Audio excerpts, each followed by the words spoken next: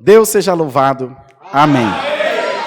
Povo de Deus, você que está aí assistindo o vídeo agora, que acompanha a gente desde março nas lives, já foram mais de 350 cultos online. Vocês veem a mim, o irmão Ene, o irmão Tiago e outros irmãos que Deus preparou de atender o culto. Nós tivemos hoje, nesse sábado aqui, dia 19, a confraternização dos obreiros aqui do Alphaville. A gente se juntou para fazer um lanche, para se alegrar, e eu propus aos irmãos de mostrar para vocês toda a equipe, ou pelo menos a maior parte dela, que faz esse culto chegar na sua casa. São as pessoas que fazem a limpeza da igreja, que cuidam do Espaço Kids, que cuidam da secretaria, que aferem as coletas, que buscam as pessoas na estação, e tantos outros trabalhos da obra da piedade, da música e outros que eu não até poderia me esquecer de falar para vocês. O Brunão vai abrir a câmera agora para outra, para vocês verem parte dos obreiros que estão aqui, e eles vão desejar para todos nós um feliz 2021. No 3, hein? 1, 2, 3.